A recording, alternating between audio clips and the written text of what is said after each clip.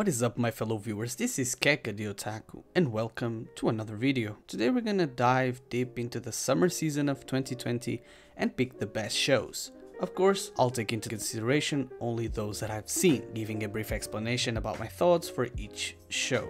This video will obviously contain full spoilers for the shows I'll be talking about, so if you don't want to be spoiled, just check out the anime list in the description. With that in mind, before I proceed with the video, I would like to announce that I was fortunate enough to be one of the selected few as a juror for the Reddit Anime Awards of 2020, where I'll be judging and selecting, along with other fellow jurors, the best anime of this year in the adventure category. There's a lot of categories including production awards and much more.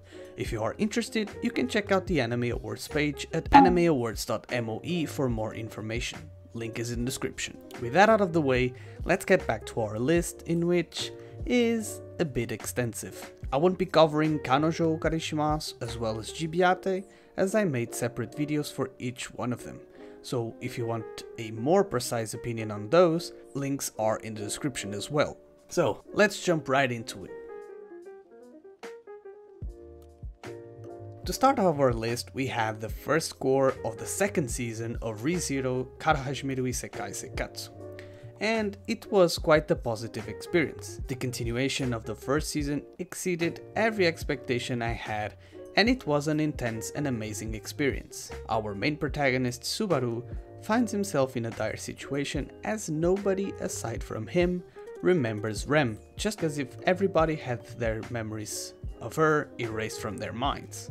Of course, as we saw in the cover, Subaru meets all of the Witches of Sin in the infamous tea party, prepared by Echidna, and we see the back and forth adventures with the trials in Sanctuary, Subaru's attempts in going back to the mansion, and the interesting dialogues between him and the witches. Without going into a in-depth analysis or review of Re:Zero's second season, because I will leave that for an entire video, this first part of the second season was, in my opinion, even better than the first season. We were blessed with a family reunion between Subaru and his parents, we got to know more about his previous life, and also we were able to better understand Subaru as a person who needed someone to lift the burden he had on his shoulders, about return by death, in which it did so with Echidna. The different emotions I got to experience throughout the anime, especially towards the end where Subaru was feeling more and more desperate about his situation, it really hit me like a truck, and in this season those emotions were conveyed in such a perfect way.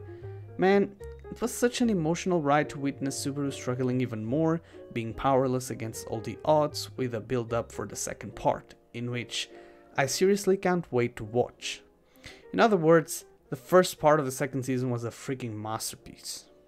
Next up we have an anime I believe it is overrated by many, and that is Maou Gakuin no Futekigousha. At least once per season we get one of these anime that has a generic plot, with generic characters, and the whole thing screams average. Okay, maybe I'm a little bit harsh here, but even the character designs were bland as fuck. If I have anything positive to say about this anime, is that our dear demon lord Anos was a badass throughout the show, and the anime was on point when it came to show off his skills. After all, he was the indisputable most overpowered character in the story, despite the fact that he was contested at least once per episode. And it was pretty smooth with the girls and whatnot, having a sheer groove in the academy. But despite the badass moments, the story was very bland.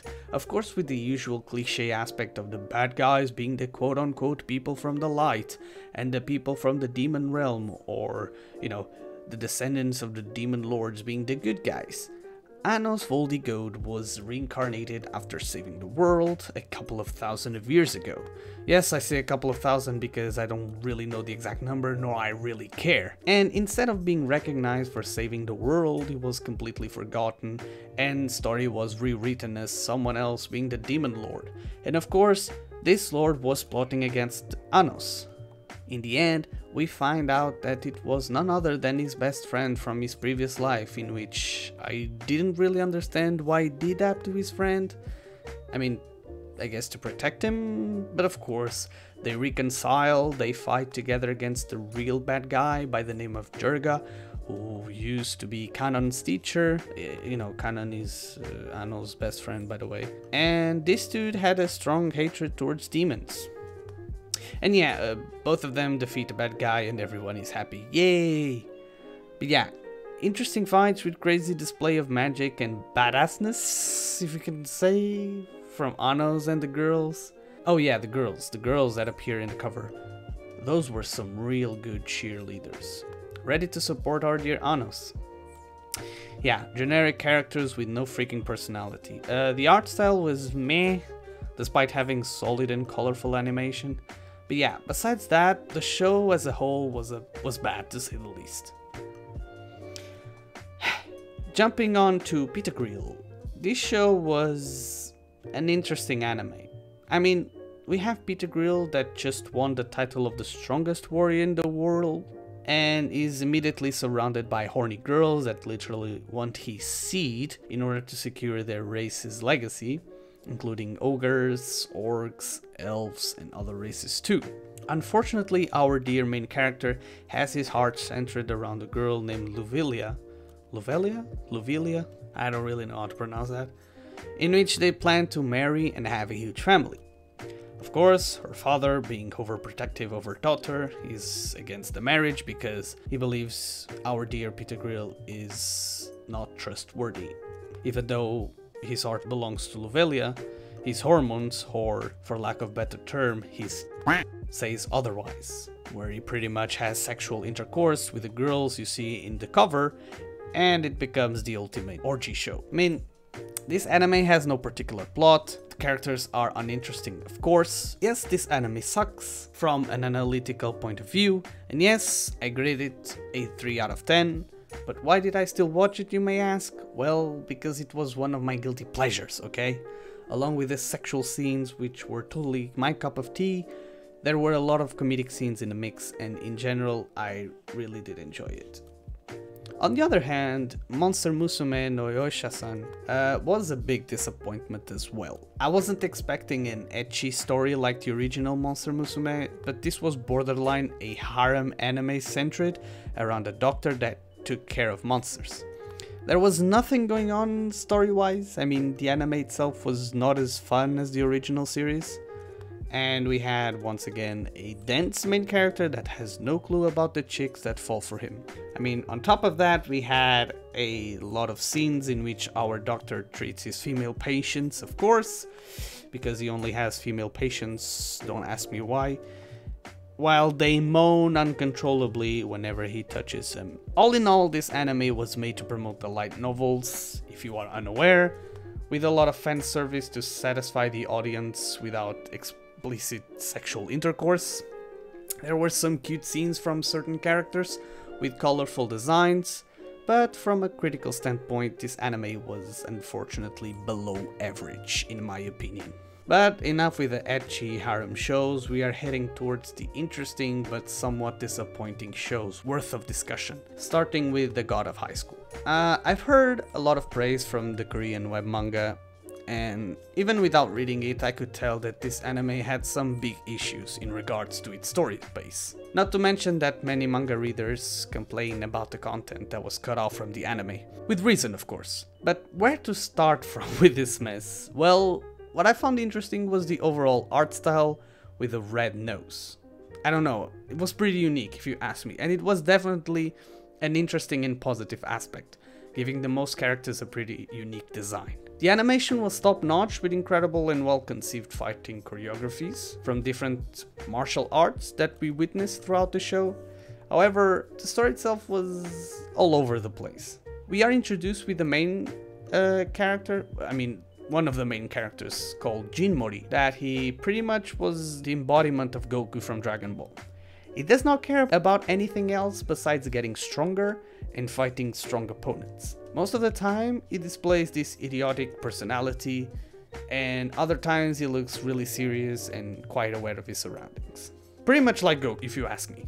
The other main characters, Yumira and Hen Daivi, were also introduced right from the first episode, each one of them with their own backgrounds and personal problems. I enjoy the fact that the show emphasized a lot about these two characters' own issues and how they explained the reasons behind the fact they entered the fighting tournament. Oh, speaking of tournament, honestly, this show really felt like I was watching a compilation of epilogues from some characters of Tekken, you know, the video game, where each person enters the tournament in order to solve their personal problems. But there were a lot of issues with this anime, like I mentioned before. The pace was very inconsistent. I mean, when I first saw this anime's title, I honestly thought it was about a bunch of young high schoolers fighting each other in a tournament for a certain objective, and instead we are presented with a tournament in which everyone can enter and fight each other in order to fulfill any wish of their choice if they win. But why naming it the God of Highschool where there's people who are not high schoolers? Can someone explain it to me? After watching some fights in which they were pretty well made, let me tell you, I wasn't sure if we were dealing with people that had superpowers or not. The beginning was well conceived with interesting fights, displaying martial arts abilities from certain characters until we see some weird superpowers in the mix. At that point I was like, okay, so there's people with superpowers that can literally kill people. Jin is one of those people that does not display any sort of powers in the beginning, but right after we witness his quote-unquote dragon kicks against some opponents, and at that point I was lost. I mean, does he have superpowers? Does he not have superpowers? Really confusing if you ask me. Another thing I really hate was the amount of plot armor around this main character. This dude trains with some old man that teaches him ways to heal his wounds by poking in certain areas of his body, and every time he finds necessary to use this ability to literally heal himself from the injuries, he just does that, and there, he's cured. I mean, what the f***? What do you mean, man? What's up with this shitty plot device?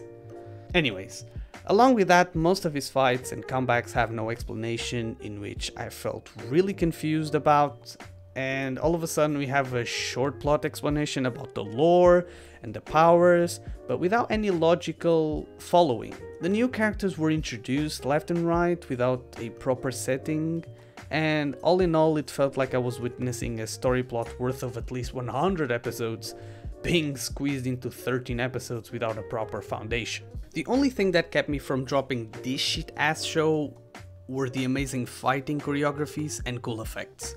This anime could have probably been a very good one if there was enough room for explanations and proper pacing. The web manga was probably amazing. I don't know, I mean, the anime adaptation, without reading anything, it felt really terrible, okay? Next up we have the second part of SAO World of Underworld. Again, what to say about this? And people will hate me for that, but that's just my opinion.